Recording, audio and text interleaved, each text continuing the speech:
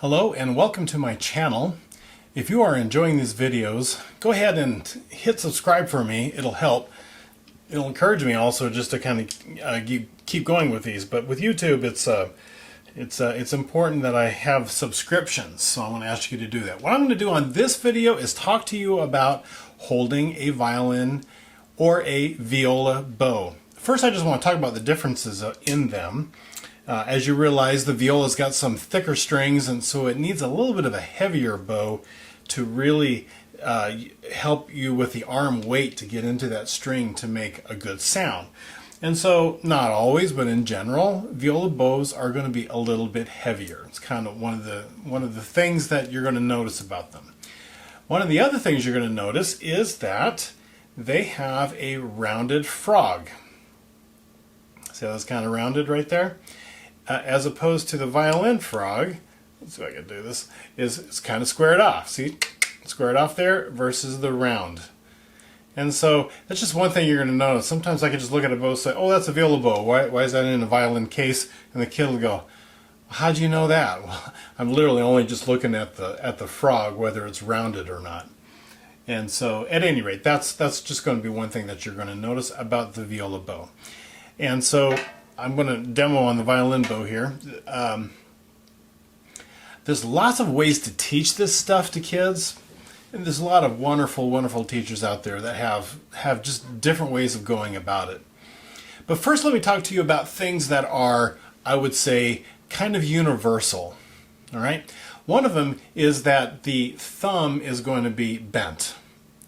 And I like putting the thumb up against the hair, and maybe there's some other teachers that say, no, it's not exactly up against the hair, but okay, fine. But I think in general, we're all going to agree we need a bent thumb rather than a straight thumb while you play.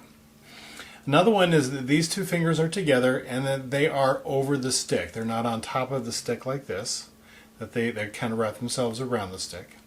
Another general thing is that we go into the bow this way. This is called pronating. Got a whole separate video on pronating. So you want to make sure that you pronate into the bow. Super important for tone production is that you're going into the stick. And another thing everyone's going to agree with is that the pinky needs to be round and on top. Not straight, but round and on top. Not on the side, round and on top, okay?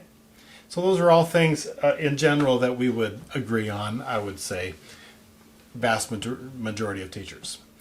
But how to get kids to do that is, there's a myriad of ways. So here's my way. Take the bow, hold it in your left hand with the frog going towards the right. Shake your hand. Hitchhike, something you should never do. Bend your thumb, flip it upside down, and put it underneath the stick. And I like to teach the kids that this is called a fulcrum. Remember seesaws? Nobody plays with seesaws anymore. Remember that? Seesaws. Okay, there's the fulcrum, and so I've got the seesaw. These two fingers, they can chew on the bow like a little bunny rabbit. And this is key. All good bunny rabbits have buck teeth. So I like to just go doink like that and get kids to do that. Matter of fact, so I like using figurative language when I teach. It helps people remember things, and it's an amazing way to teach. I use the whole buck teeth thing, and I can visit kiddos that I've had years ago, and I can say, what do all good bunnies have? And they all say, buck teeth. It's just buck teeth, right? So we got to get our fingers over in buck teeth. Now I got a good old bunny rabbit chewing on the bow. Now, I taught middle school, and I always get a giggle out of kids when I say, oh, and now your bunny rabbit dies. And it falls on his ear.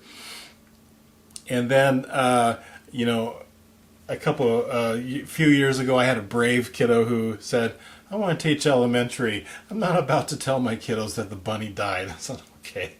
I did teach elementary, but they were usually elementary orchestras that already have been playing a little bit.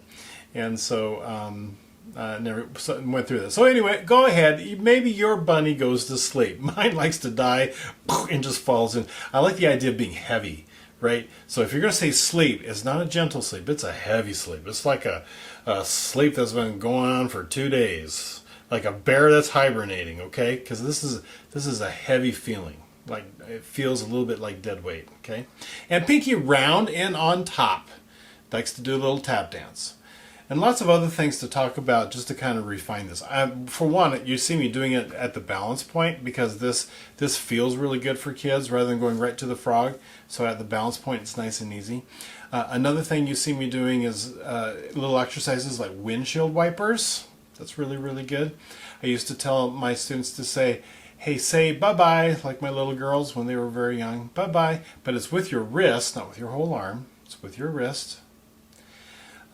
Did a couple of workshops in Midwest. Is teaching strings for the non-string player, and I always had this line of people that want to ask me something very specific or tell me something. And so one gentleman comes up to me and he says, well, I'm a band director teaching strings, and then he quietly says, but I like the string kids better. So just saying, that was his words, not mine. And he said, hey, one thing I really like to teach the kids is that right here is like a doorbell. Ding dong. Ding dong. I thought, that's kind of cool, right? I can learn too from people. So I like that. Another one, a good friend of mine would say pet the frog, right? Just to get that little bit of flexibility, and then tap dance with that pinky. All right, now favorite exercise is pinky push-ups. Okay, pinky push-ups. Well, here, this is like going to the gym and putting no weights on the barbell. No weights. This is easy. But as I go towards the frog, I can start to feel weight, and I'm going to feel it right here on my pinky. So there's a really good bit of weight right there. And pinky push-ups. By the way, this is windshield wipers. That's not what I'm doing. What I'm doing is I'm letting it fall with my pinky and I'm pushing it back up. So it's an important skill to understand that the pinky controls the bow quite a bit. By the way, let me back up just a little bit. Why the bent thumb? So I can have some flexibility when I bow. This is super important, that this goes back and forth and has some flexibility. Okay, back to pinky push-ups. This is really great. Go towards the frog some more. Whoa, I can really feel it there. Oh man, it's right there, isn't it? You feel it? Feel the burn. All right, where am I going? I am going right on that spot. It's right where the frog and the stick meet. Matter of fact, you can see my finger grip and how it's kind of worn away right there. 2 or 3 times now I have gone to a gentleman to replace the hair on my bow, and every time he says, you want a new finger grip? And every time I say, no, because I like showing the students where my thumb goes. And it's not falling apart and flopping all over the place. So, hey, no, that's where my thumb goes, right there. And I like to say bent and up against the hair. This is a fairly new bow rehair, but after a while, your thumb has natural oils in it, and that'll get onto the hair, and then it gets dirty and grimy. It's kind of gross, but not nearly as gross as blowing into a mouthpiece into an instrument, but that's another story, isn't it?